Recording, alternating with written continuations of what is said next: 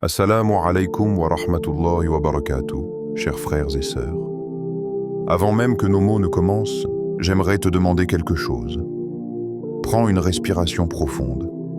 Laisse ton cœur s'ouvrir. Laisse ton âme se poser, comme si elle s'asseyait doucement dans un lieu où rien ne peut la blesser. Parce que ce que tu vas entendre maintenant n'est pas un simple rappel. C'est un souffle, une lumière, une trace de paix qui, je l'espère, déposera quelque chose de doux dans ton cœur. Même si ce n'est qu'un mot, une image, une vibration, et reste bien avec moi jusqu'à la fin.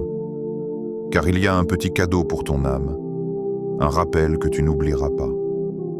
Tu sais, parfois, Allah place sur notre chemin une simple phrase, une simple réflexion qui change quelque chose en profondeur.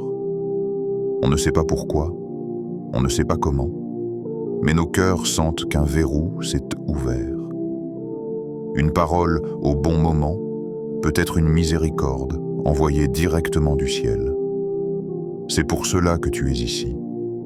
Dans un monde où tout va vite, où les notifications s'enchaînent comme des gouttes de pluie qui martèlent nos pensées, il reste un refuge qui ne bouge jamais. Le Coran. Il ne demande pas la permission d'entrer dans nos vies. Il frappe doucement, discrètement, et il attend qu'on lui ouvre. Et chaque fois que tu lui fais une petite place, même minuscule, il dépose en toi quelque chose que tu n'imagines pas. Tu sais, il y a des cœurs fatigués, tellement fatigués qu'ils ne savent plus comment mettre des mots sur ce qu'ils ressentent. Des cœurs qui avancent parce qu'il faut avancer, mais qui traînent derrière eux un poids invisible. Des cœurs qui prient, mais qui manquent de souffle. Des cœurs qui sourient, mais qui portent en des nuages silencieux. Si tu fais partie de ces cœurs-là, sache que tu n'es pas seul. Et sache surtout que Allah voit ton effort. Il voit ta lutte intérieure. Il voit ton envie de te rapprocher de lui, même si tu n'y arrives pas toujours. Il voit tout ce que personne ne voit. C'est pour cela que des rappels comme celui-ci existent. Pour réchauffer les âmes, relever les cœurs et rallumer la lumière là où elle s'est un peu éteinte. Si tu veux que ton cœur soit nourri régulièrement, si tu veux continuer de recevoir des rappels qui t'aident réellement à avancer, alors abonne-toi, pas juste par habitude, mais comme un engagement envers toi-même. Je veux que ma foi avance, même un pas après l'autre. Et d'ailleurs, si en écoutant ce rappel, une phrase touche ton cœur, laisse-la en commentaire. Quelqu'un, quelque part, pourrait tomber dessus au bon moment. Et ton commentaire deviendra alors une sadaka jariya, une lumière qui continue de voyager même quand tu dors. N'hésite pas non plus à partager cette vidéo, tu ne sais pas. Peut-être que tu connais quelqu'un qui sourit mais qui souffre en silence. Quelqu'un qui n'ose pas demander de l'aide mais qui attend, intérieurement, un signe.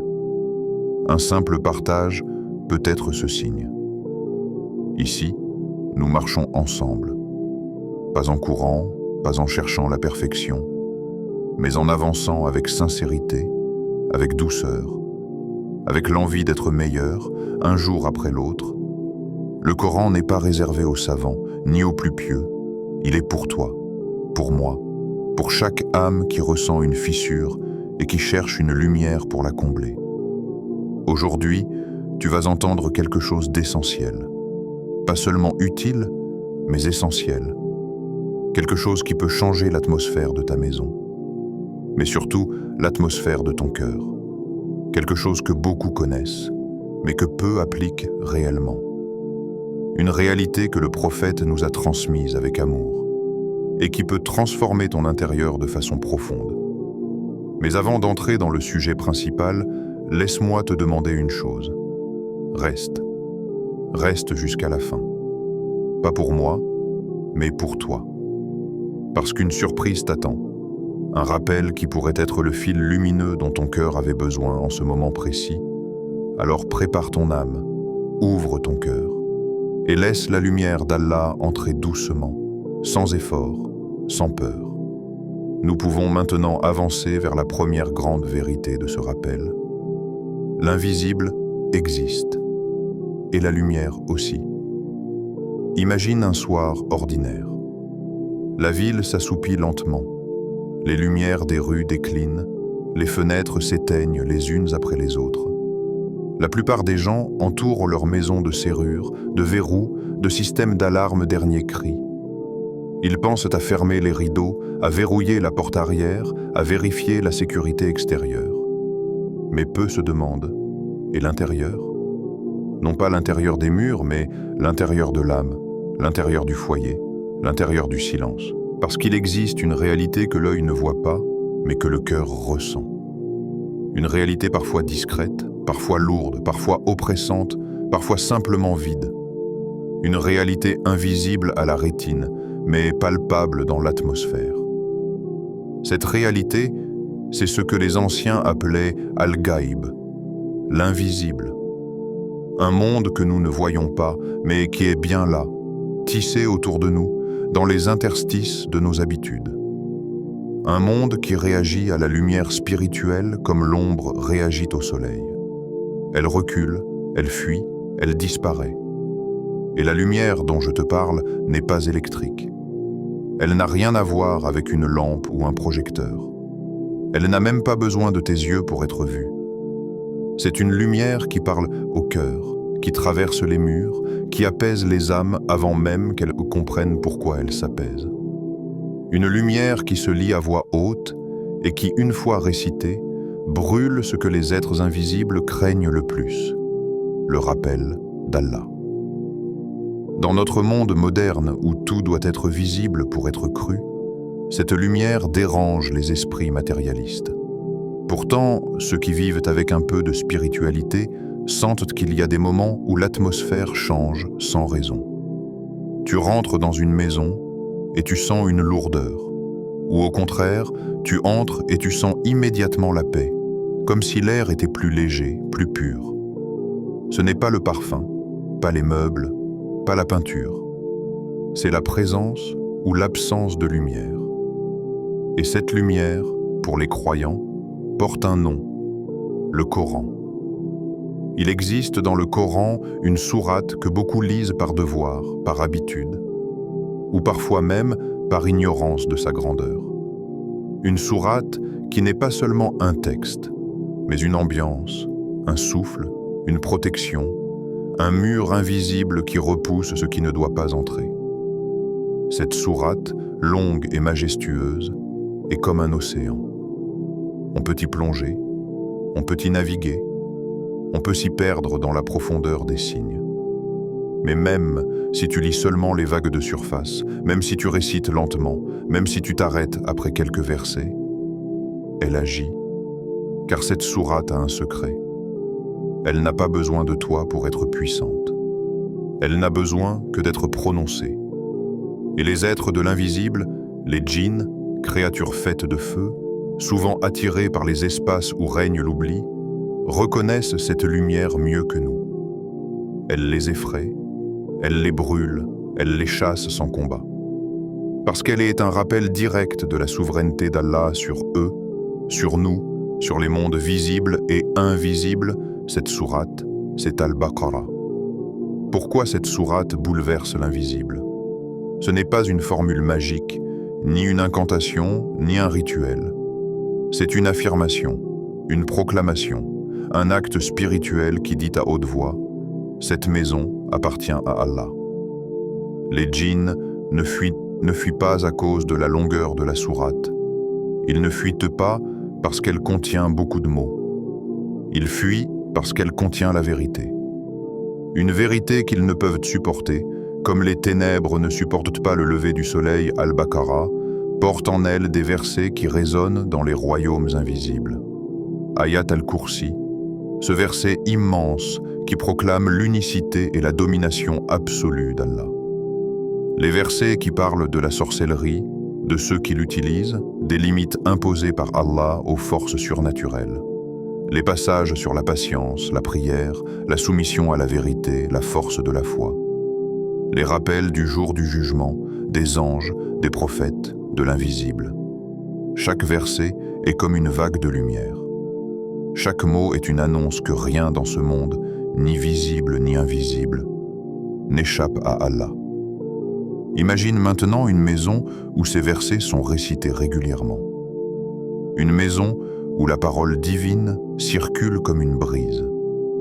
Une maison où les vibrations du Coran remplissent les murs, les couloirs, les chambres. Une telle maison n'est pas seulement protégée, elle est vivante. Et c'est cela que les djinns craignent. Une maison vivante, une maison éveillée, une maison où la lumière circule, une maison où la foi respire. Le prophète nous l'a dit clairement. La maison où Al-Baqarah est récitée n'est pas approchée par Satan.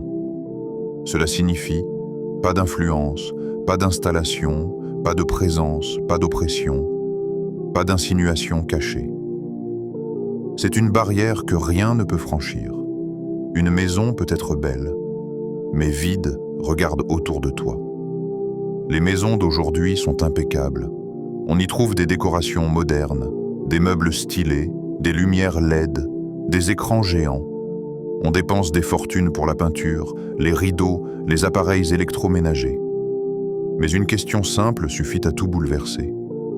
Tes murs ont-ils entendu la parole d'Allah aujourd'hui? C'est étrange, n'est-ce pas? Je sais pas. Nous prenons soin de ce qui se voit, mais négligeons ce qui construit l'atmosphère invisible. Un foyer peut être rangé, propre, bien agencé, et pourtant étrangement lourd. Il peut être chaleureux pour les yeux, mais froid pour le cœur. Il peut être vivant en apparence, mais silencieux spirituellement. Les murs se souviennent, même si tu ne le réalises pas. Ils se souviennent des paroles prononcées. Ils se souviennent des disputes, des cris, des angoisses, des inquiétudes. Ils se souviennent aussi des silences trop longs, de ces jours où aucun verset n'a résonné. La maison devient alors un espace habité, mais vide vivante, mais muette, belle mais creuse. Et dans ces maisons-là, les djinns trouvent un terrain favorable. Pas par force, par absence, par vide, par négligence spirituelle. Mais lorsque Al-Baqarah est récité, même si c'est lentement, même si c'est par petites portions, la maison change. Elle respire. Elle se remplit. Elle s'illumine intérieurement. Les pièces deviennent légères, les couloirs deviennent paisibles. Les chambres se transforment en refuge. Les anges entrent. Les djinns sortent. Les tensions se dissipent. Les cœurs se calment.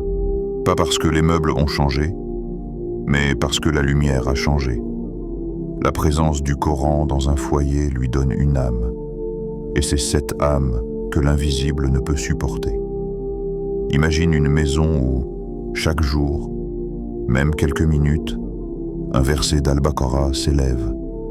Imagine les murs qui vibrent doucement. Imagine les enfants qui grandissent dans une atmosphère où la parole d'Allah est familière. Imagine les nuits qui deviennent légères, les matins qui deviennent doux, les journées moins lourdes. C'est cela, l'effet de cette sourate.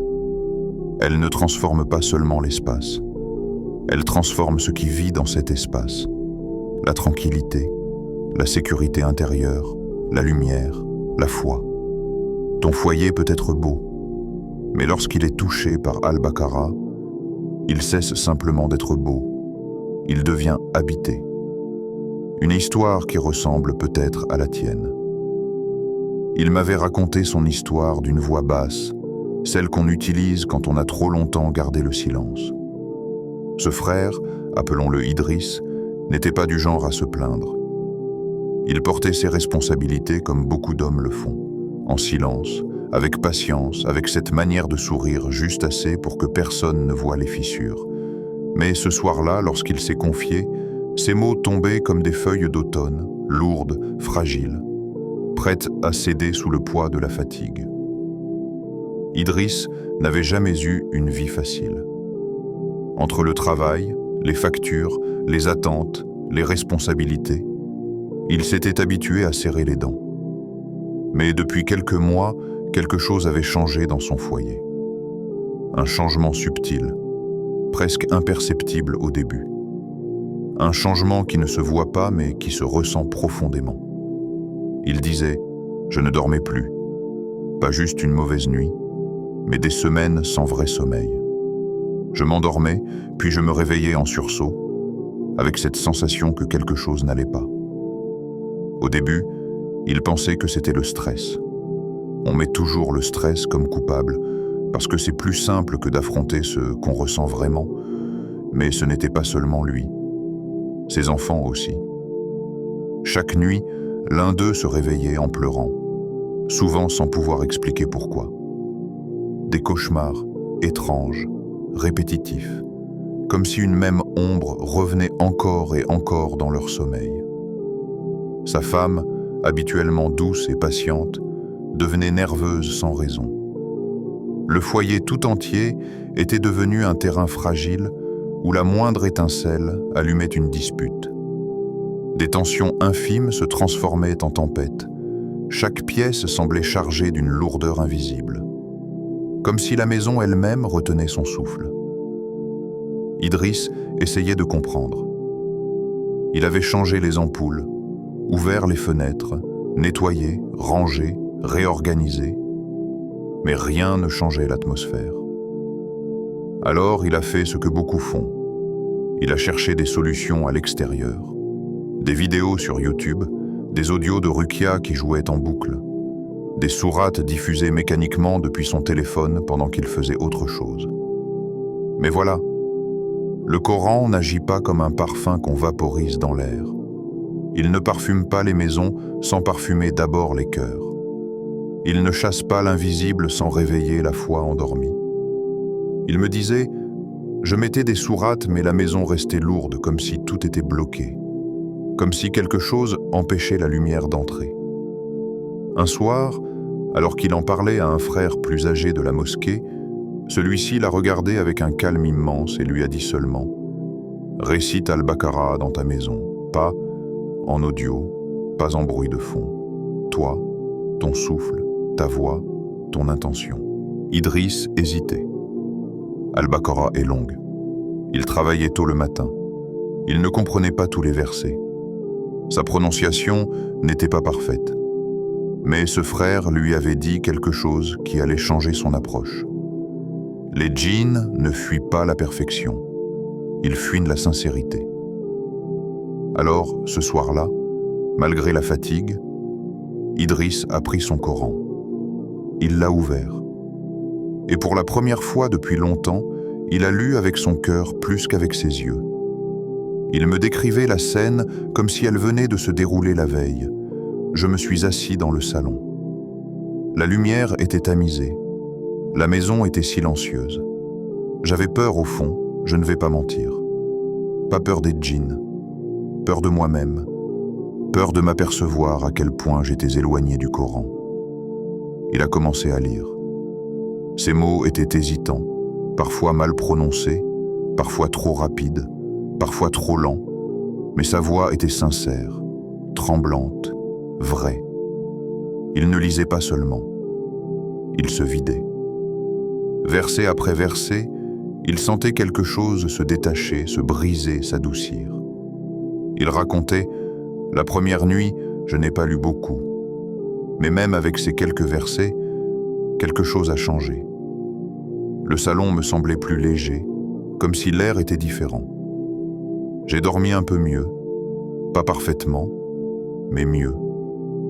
Le lendemain soir, il a recommencé. Et encore, le jour suivant. Et les jours d'après. Et là, les miracles silencieux ont commencé. Son sommeil est revenu. Pas d'un coup, mais progressivement. Il retrouvait un repos qu'il croyait perdu. Ses enfants ne se réveillaient plus en pleurant. Leur sommeil était redevenu profond, paisible. Sa femme avait retrouvé de la douceur dans le regard. Leur foyer respirait à nouveau. Les disputes s'étaient espacées. La tension avait disparu sans qu'ils s'en rendent compte. Idriss me dit, ce n'était ni magique ni mystérieux. C'était simplement que j'avais laissé la parole d'Allah entrer dans ma maison. Et quand la lumière entre, l'ombre n'a plus d'endroit où se cacher. Tout s'est réorganisé. Pas autour de moi, mais autour du Coran. Il expliquait qu'il avait compris quelque chose de fondamental. La maison n'était pas le problème. La présence du Coran était la solution. Il disait encore « Je pensais que j'avais besoin de changer les murs, mais c'était mon cœur qui avait besoin d'être touché. » Et c'est ainsi que son histoire est devenue une leçon. Une leçon qui ne s'adresse pas seulement à ceux qui vivent des phénomènes invisibles, mais à tous ceux dont les cœurs sont fatigués, à ceux qui vivent dans des maisons bruyantes mais spirituellement silencieuses, à ceux qui souffrent d'angoisse, de lourdeur intérieure, d'inquiétude sans nom, à ceux qui sentent qu'il manque quelque chose, sans savoir quoi. Al-Baqarah ne chasse pas seulement l'invisible, elle répare le cœur. Il y a dans cette sourate une profondeur qui dépasse tout ce que l'on peut imaginer. Elle purifie l'espace, mais surtout, elle remue l'intérieur. Elle éloigne les forces invisibles, oui. Les djinns, les influences négatives, les lourdeurs spirituelles. Mais ce n'est que la surface. La véritable révolution, elle se produit dans le cœur. Al-Baqarah éloigne ce que personne ne voit.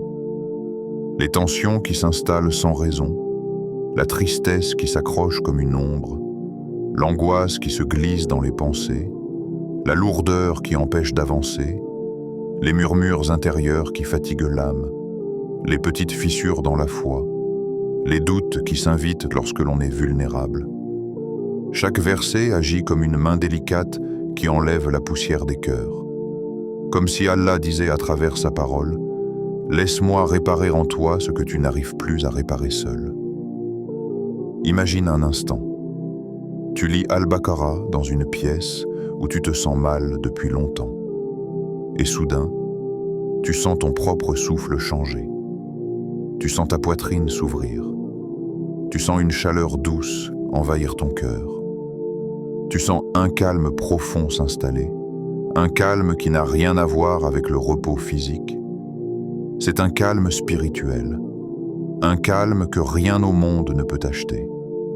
Parce que cette sourate parle directement à la partie de toi que personne ne voit. Elle parle à tes peurs silencieuses. Elle parle à tes blessures cachées. Elle parle à ton cœur qui bat parfois trop lourdement sous la poitrine. Elle te prend par la main et te dit, verset après verset, « Tu n'es pas seul. Allah est avec toi. » Et alors, quelque chose change. Les angoisses s'allègent, la tristesse s'éloigne, la tension intérieure se dissout, la foi respire à nouveau. Ce n'est pas une transformation théâtrale, c'est une guérison discrète, progressive, mais profonde, Idriss. Ce frère qui croyait que ses problèmes venaient d'extérieur, avait compris à la fin que la plus grande bataille se jouait dans son propre cœur. Il disait « Al-Baqarah a nettoyé ma maison, mais surtout, elle m'a nettoyé moi. C'est mon âme qui avait besoin de cette lumière. » Et peut-être que ton cœur aussi en a besoin. Les 5 conseils pour commencer ce soir. Il existe dans la relation avec le Coran un secret que beaucoup oublient. Ce n'est pas la quantité qui transforme une vie, mais la constance. La lumière d'Allah ne descend pas forcément d'un coup. Parfois, elle se révèle par petites étincelles, par des gestes simples, par des habitudes presque invisibles aux yeux des autres, mais immenses pour ton âme. Lorsque tu veux que la sourate Al-Baqarah remplisse ta maison, il ne s'agit pas de forcer, ni de courir, ni de te comparer. Il s'agit simplement de créer une ouverture, une fissure par laquelle la lumière divine pourra commencer à s'infiltrer. Et cette ouverture peut commencer dès ce soir, à travers 5 gestes simples, humains, accessibles à tous. 5 gestes qui n'ont besoin que de sincérité, d'un peu de temps et d'un cœur qui souhaite se rapprocher d'Allah. Ces conseils ne sont pas des obligations, ce sont des clés. Des clés pour ouvrir une porte intérieure que tu avais peut-être oubliée. Des clés qui peuvent transformer ton foyer sans que tu t'en rendes compte. Prenons-les un par un comme si tu les recevais dans le creux de la main. Choisis un moment calme, avant de dormir, ou juste après le Fajr. Le Coran aime les cœurs disponibles. Il aime les moments où le monde se tait, où les préoccupations se dissolvent, où les bruits de la vie s'effacent. Ces moments ne sont pas nombreux dans une journée moderne, mais il y en a deux.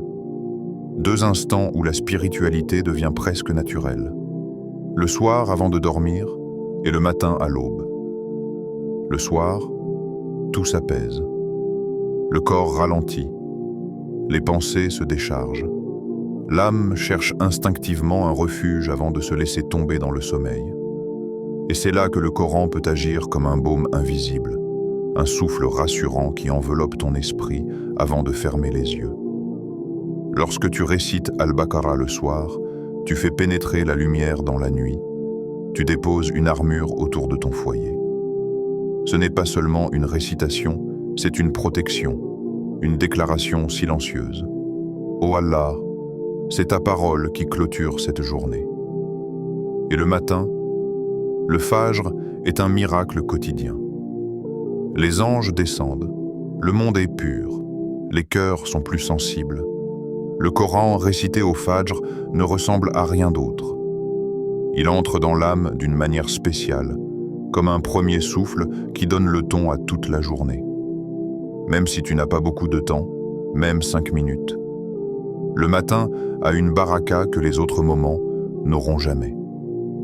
Choisir l'un de ces deux instants, c'est offrir à Al-Baqarah un terrain fertile dans ton cœur. C'est offrir à ton foyer une atmosphère où la lumière peut vraiment descendre.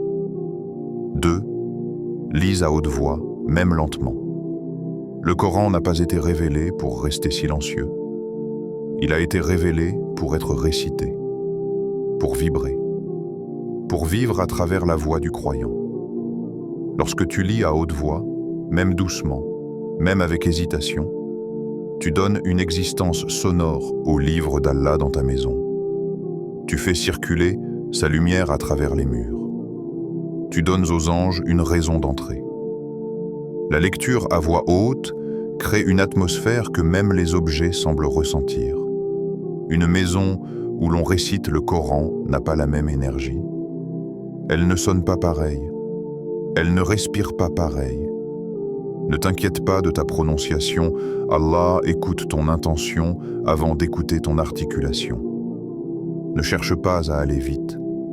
Le Coran n'est pas une course. Il n'attend pas que tu le finisses. Il veut que tu le goûtes. Lorsque tu lis lentement, chaque verset descend plus profondément en toi.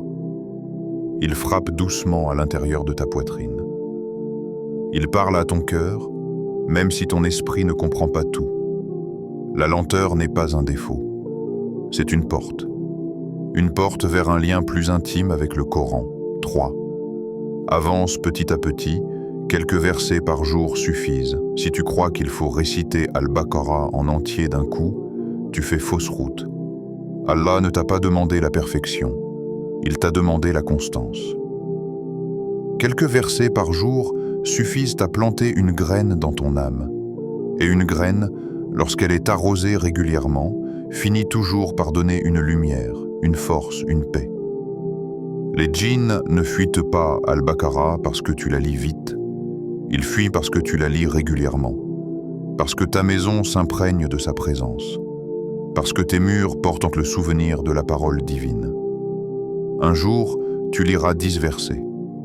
Le lendemain, 3. Un autre jour, 20. Ce n'est pas la quantité qui compte. C'est le fait que tu reviens encore et encore. Chaque retour vers le Coran est une victoire. Chaque verset récité est une lumière posée dans ton foyer. Chaque intention sincère est une protection invisible. N'oublie jamais, ce n'est pas toi qui fais fuir l'invisible. C'est la parole d'Allah que tu fais entrer dans ta maison. Même si tu lis peu, tu ouvres une fenêtre vers la lumière. Et une seule fenêtre suffit à briser une pièce sombre. 4. Partage avec ta famille. Même 5 minutes de Coran ensemble transforment un foyer. Il y a quelque chose de spécial lorsque une famille se réunit autour du Coran. Même quelques minutes, même une page, même un seul verset lu ensemble. C'est comme si Allah posait sa tendresse sur la maison. comme si les cœurs commençaient à battre à l'unisson, comme si les tensions se dissolvaient d'elles-mêmes. Lorsque tu lis Al-Baqarah devant ta famille, tu ne lis pas seulement pour toi. Tu construis un héritage. Tu crées des souvenirs lumineux dans leur cœur. Tu montres à tes enfants que la parole d'Allah est vivante, présente, importante. Beaucoup d'enfants grandissent dans des maisons où le Coran reste fermé, ils n'en entendent que des échos lointains. Ils ne voient jamais leurs parents le lire avec amour. Mais lorsqu'un enfant voit un parent ouvrir le Coran, le cœur de cet enfant apprend une vérité essentielle. Le Coran fait partie de ma vie, de ma maison, de mon quotidien.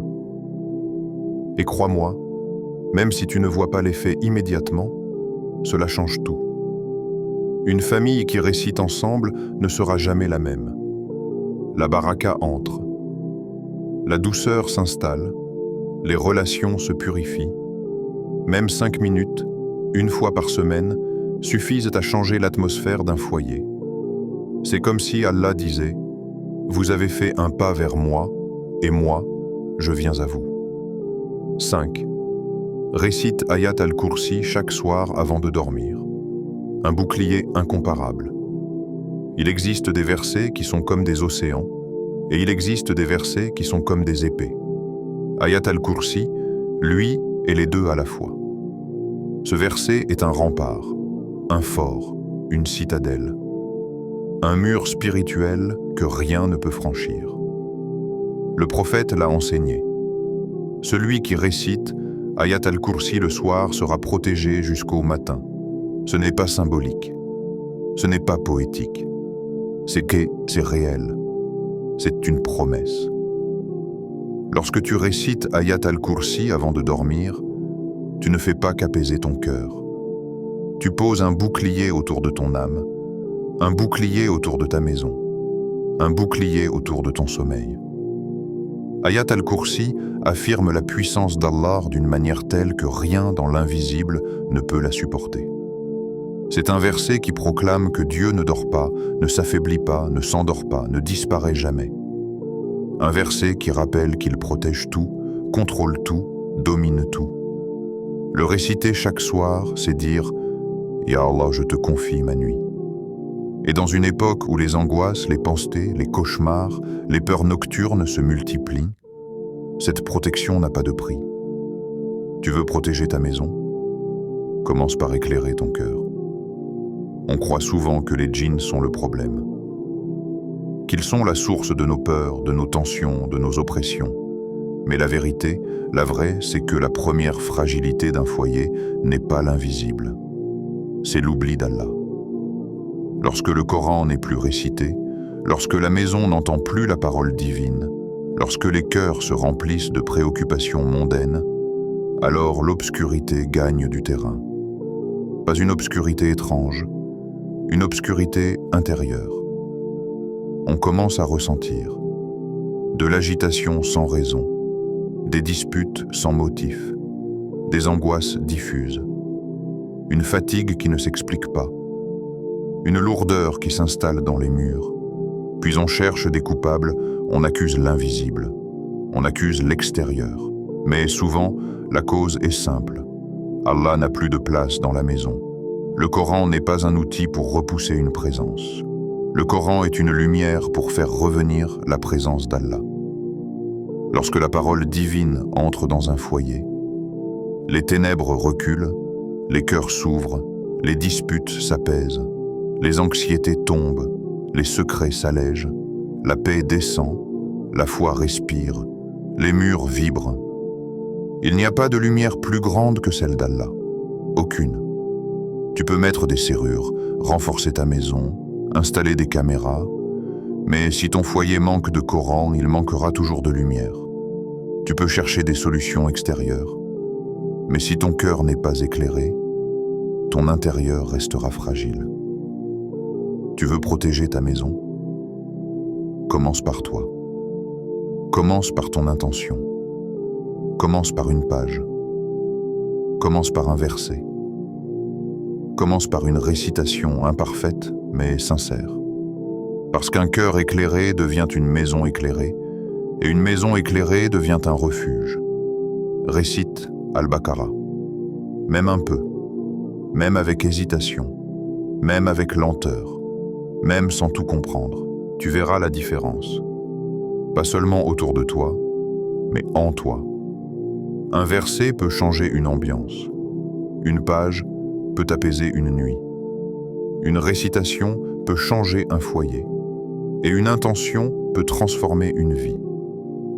Qu'Allah remplisse ta maison de sa lumière, apaise ton âme, protège ton foyer et déverse sur toi une paix qui ne te quitte jamais. Assalamu alaykum wa rahmatullahi wa barakatuh.